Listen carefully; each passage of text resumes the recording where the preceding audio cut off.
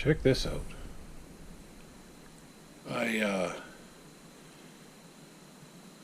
I'm a lucky son of a gun, I'll tell you what.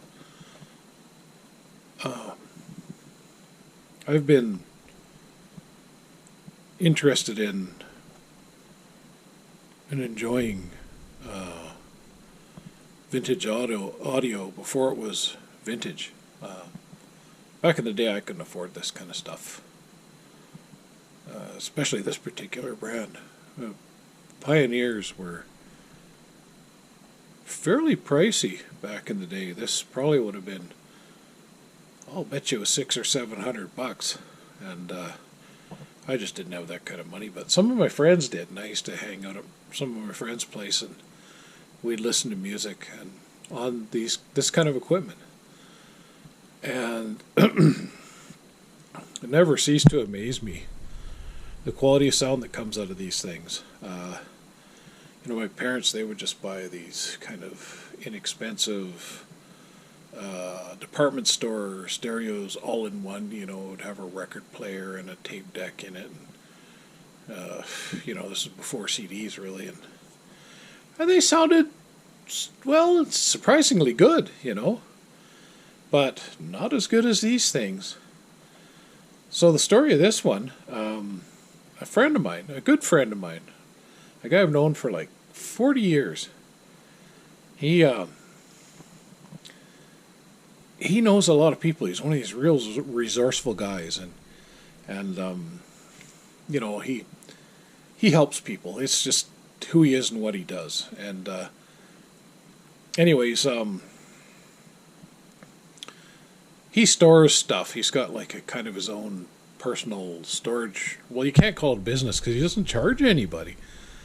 People get in trouble and they have to move or they have to go in the hospital or something, and then he winds up with all these buildings full of stuff, and in some cases he doesn't even know where the heck it came from.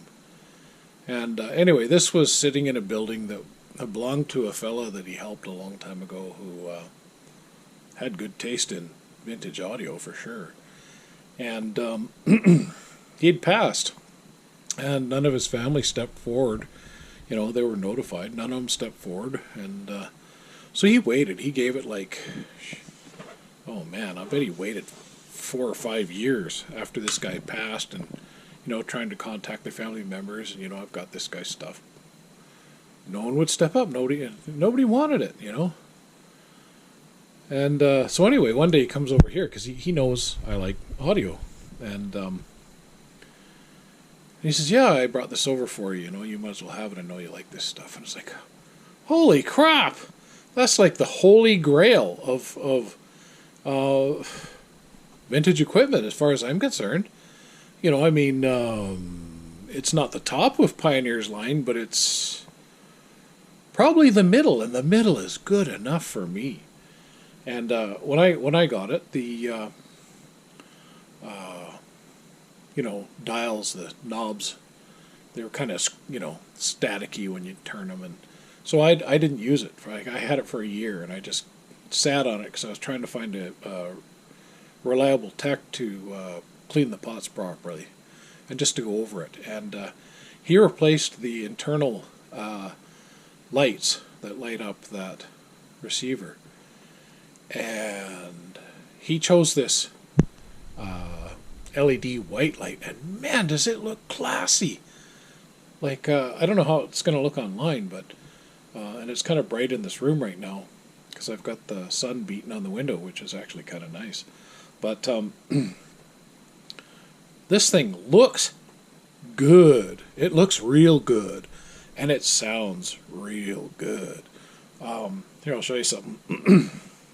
Old school speakers, vintage speakers.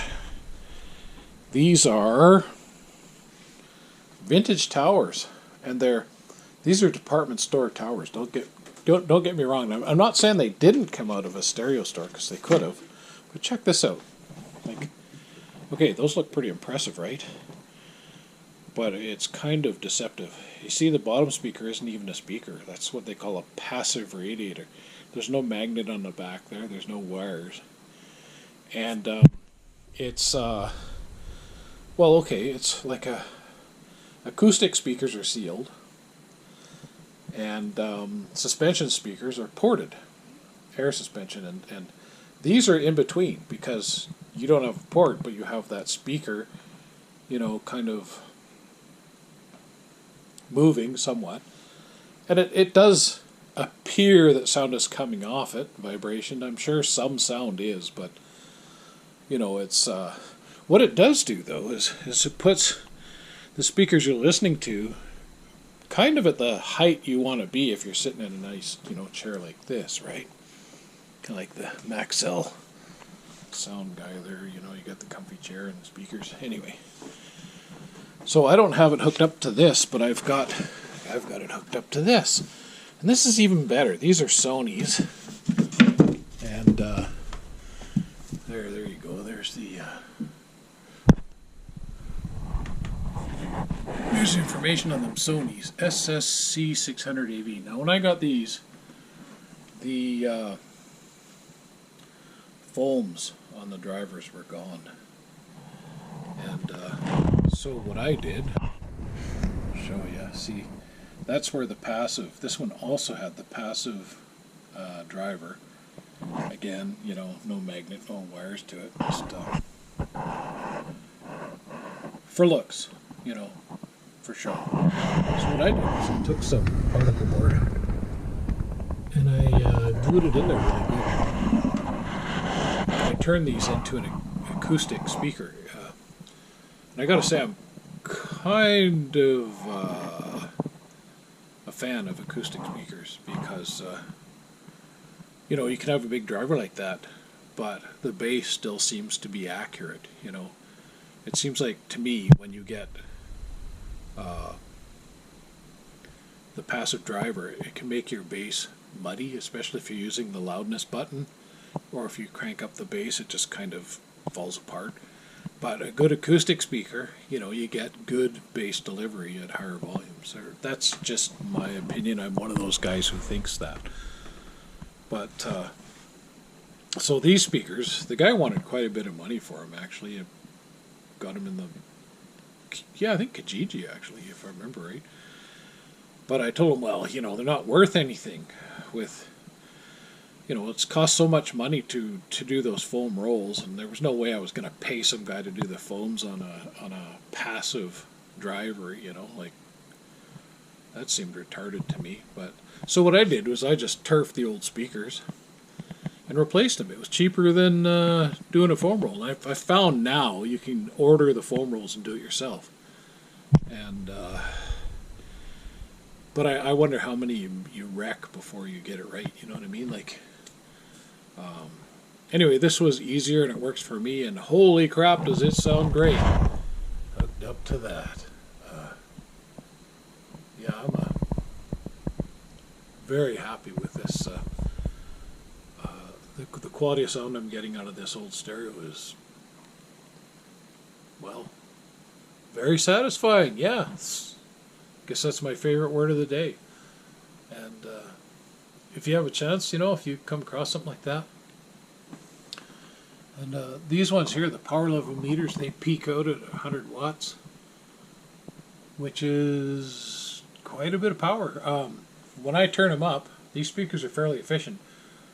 I'm getting it fairly loud, peaking at about 10 watts, according to that level meter. And that's all the sound I need in this room, eh? But, yeah, it's, I'm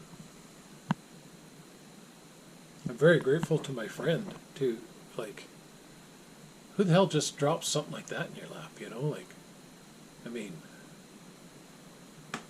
and look at the beauty of that, Like, the cool thing about the 70s, they put so much care and attention into the finished product, the appearance. They really hit it out of the park. They look good, they sound good, they are good.